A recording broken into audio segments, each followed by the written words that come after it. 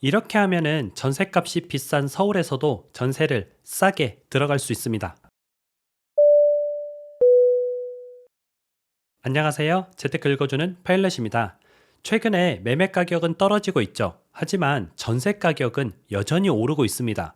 그러다 보니까 전세를 구하시는 분들은 집 가격은 많이 내린 것 같은데 전세는 여전히 비싸네 라는 생각을 하실 거고요. 그런데 우리가 다 방법이 있죠. 하늘이 무너져도 솟아날 구멍이 있다. 이런 말이 있듯이 전세를 싸게 들어가는 방법이 있습니다. 그 방법을 오늘 제가 알려드리도록 할게요. 화면을 통해서 같이 한번 알아보시죠. 지금 계속해서 서울의 전세 가격이 오르고 있습니다. 그런데 이제 올해 전세를 들어가야 한다면, 그럼에도 불구하고 들어가야 한다면 어떻게 하면 좋을까? 당연히 싼 전세를 찾아서 들어가야겠죠. 싼 전세가 어떻게 찾는 거예요? 라고 말씀하실 수 있는데, 우리가 이제 전세를 싸게 들어가는 방법에는 여러 가지가 있지만 가장 좋은 방법은 바로 입주장을 노리는 겁니다. 입주장이라는 말은 새로 입주하는 새 아파트, 입주를 얘기하는 거고요. 이제 지어진 곳이죠. 이제 지어진 곳의 입주장을 노리면은 전세를 좀 저렴하게 들어갈 수가 있습니다. 보통 입주장에는 전월세가 많이 나오죠. 그러다 보니까 그 숫자가 많으니까 경쟁이 당연히 좀 치열하지가 않으니까 가격이 내려가게 되고요. 평균적으로 입주장에서는 30%에서 40% 이상 저렴한 매물들이 많이 나옵니다. 예를 들어서 전세가 평균 10억이라면은 입주장 때는 6억 이 정도도 우리가 구할 수가 있다는 거죠. 이 입주장 중에서도 가장 저렴한 시기가 있는데요. 아파트가 입주를 시작하는 이제 2개월에서 3개월 전이 가장 저렴하게 우리가 전세를 구할 수 있고요. 3개월도 더 남았다, 한 5개월, 6개월 남았다 이러면 매물 자체가 별로 없기 때문에 저렴한 매물이 없겠죠. 그리고 입주가 어느 정도 이제 바로 코앞이다 이 말은 저렴한 매물들이 2, 3개월 전에 이미 다 나갔습니다. 그래서 우리가 이제 싼 전세를 좀 찾아보기가 힘들죠. 그럼 우리는 이제 입주하기 2, 3개월 전에 입주장을 노리는 것이 가장 좀 싸게 들어갈 수 있겠구나라고 알 수가 있고요. 아까 같은 경우는 이제 30에서 40% 좀 저렴하다고 했는데 대단지의 경우에는 훨씬 더 저렴합니다. 50% 정도 이제 저렴한 가격으로 형성이 되거든요. 그러면 우리가 이제 절반 가격에 전세를 들어갈 수 있는 거잖아요. 근데 이런 말을 하면 사람들이 잘 안 믿습니다.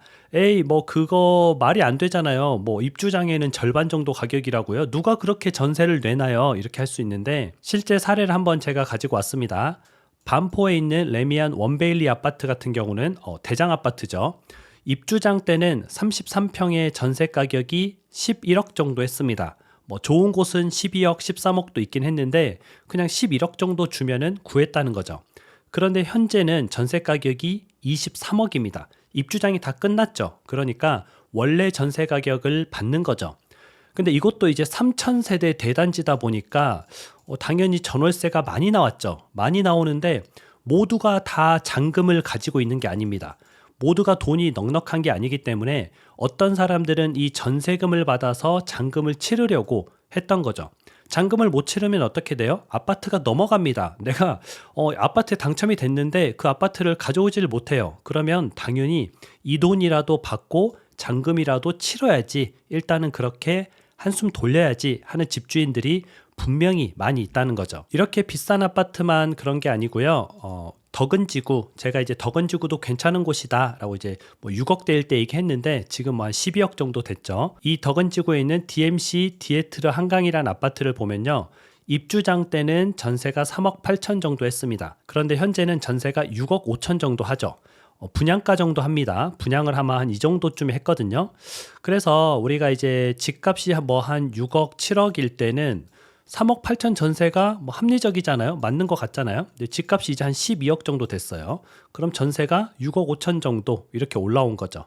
그래서 우리가 입주장 때는 좀 싸게 들어갈 수 있다. 왜냐하면 분양을 6, 7억에 받았으니까 이 사람들이 전세를 6, 7억 받고 싶지만 상식적으로 본인들도 못 받는다는 걸 알아요. 그래서 3억 8천이면은 내가 6억 얼마에 분양 받았으니까 전세 3억 8천에 내놓으면은 괜찮네 라고 생각을 하는 거죠.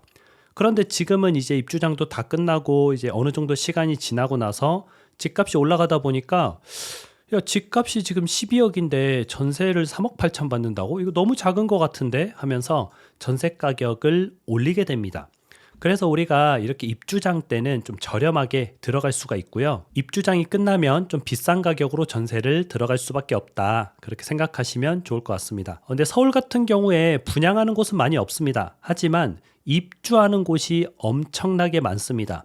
대단지부터 소단지까지 다 합쳐서 올해만 62곳에서 입주를 합니다. 그러면 우리가 62곳의 전월세를 싸게 노려볼 수가 있겠죠. 이 중에서 좀 제가 대단지만 좀 추려봤거든요. 대단지 핵심지 같은 경우는요. 동대문 레미안 라 그란데, 롯데캐슬 이스트폴, 장위자이 레디언트, 휘경자이 디센시아, 이문 아이파크 자이, 리버센 SK뷰, 라체르 푸르지오 서밋, 신반포 메이플 자이, 청담 롯데캐슬 르엘, 잠실 레미안 아이파크, 아이파크 옆에 있는 잠실 르엘도 포함이 되겠죠. 이런 대단지 같은 경우에는 우리가 좋은 곳이에요, 다들.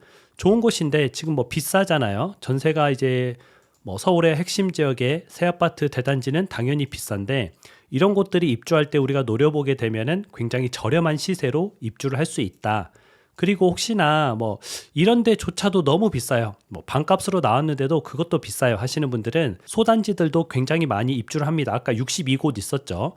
그런 곳들을 하나하나 찾아서 좀 노려보면은 굉장히 저렴하게 서울의 새 아파트를 전세를 들어갈 수가 있습니다. 그래서 세상은 넓고 들어갈 전셋집은 많아요. 근데 왜 전세가 없고 전세가 비쌀까? 안 알아보니까 저렇게 입주하는 곳이 어딘지 다 알아보지도 않고 입주하는 곳들에 대해서 전세 가격이 언제 저렴한지 그런 거에 대해서 공부하지도 않고 그냥 갑자기 아무 생각 없이 지내다가 나 전세 만기가 됐네. 전세 이제 구해야지 하고 주변을 둘러보면은 당연히 다 비싼 곳밖에 없죠. 그래서 우리가 전세를 구할 때는 저렇게 입주장을 활용하는 것이 굉장히 도움이 된다. 이렇게 생각하시면 좋을 것 같습니다.